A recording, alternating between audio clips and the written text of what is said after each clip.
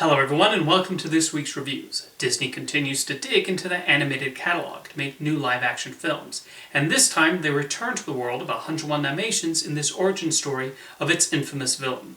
Does it become a worthy take on the woman with a love for spotted fur? This is Cruella. So in the beginning of the film, it seems like this might go the Maleficent route by making Cruella de Vil into a sympathetic figure, and I admittedly found the weakest parts came early on with the scenes of her as a child. It's just strange to see this character you're so accustomed to seeing as evil portrayed in this light. However, it's also worth remembering that nobody is born being a puppy killer, so I understand what the filmmakers were going for. Once Cruella's evil side starts coming out, that's when the movie becomes rather entertaining. Director Craig Gillespie takes on the fashion world, and him and the production team do a really good job of recreating the 70s fashion scene in London. I especially want to give a shout out to costume designer Jenny Bevan for her work here. Gillespie directs the film with a proper dosage of energy, and Cruella even becomes sort of a heist movie as we watch Cruella, Horace, and Jasper plot their thievery. Emma Stone, playing a role not too dissimilar to the one she played in The Favourite, clearly relishes in playing this diabolical character, and is able to show her eventual transformation into Cruella de Vil. She brings the needed delight as she comes up with her outfits and attempts to build up her image. Some of the best scenes involve Cruella as she goes head-to-head with a fashion mogul played by Emma Thompson.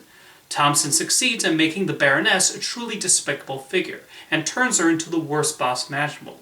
Her role also fits well with one of the main themes of the film, about the importance of treating those who work for you with respect, because that torment could seriously damage a person beyond repair. Cruella becomes an interesting take on one of Disney's most iconic villains, and while there are the expected changes, the filmmakers understand what makes her so memorable. Next up is Zack Snyder's newest zombie movie, available on Netflix, Army of the Dead.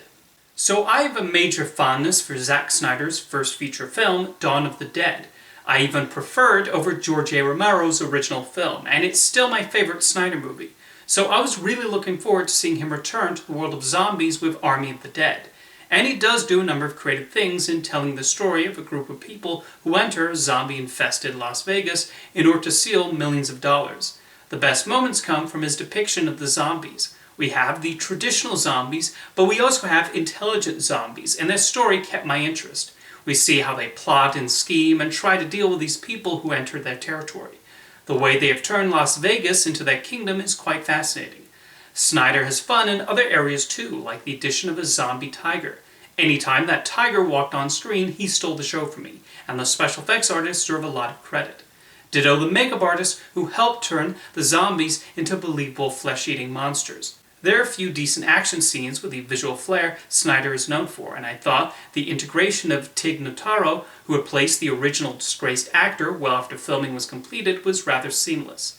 The opening title sequence was also well done, and it made me want to see more of the start of the outbreak, which apparently will be explored in an upcoming prequel movie and animated series. Despite what I just praised about the film, I did find myself largely underwhelmed. The biggest problem I had was with the characters. There are a lot, and I find myself not caring about most of them.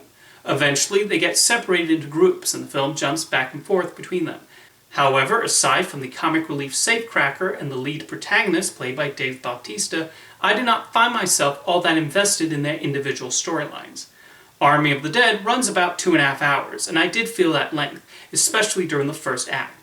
The film spends 50 minutes setting them up, and a good amount of the time I sat there wondering when exactly they would finally drop into Las Vegas and meet some zombies. It really made me appreciate how well-paced Snyder's Dawn of the Dead is. I found this to be an okay, if disappointing, experience, although it did whet my appetite about the upcoming prequel projects. Check it out on Netflix and let me know your thoughts in the comments. Thank you for watching this week's reviews, and I'll see you next time.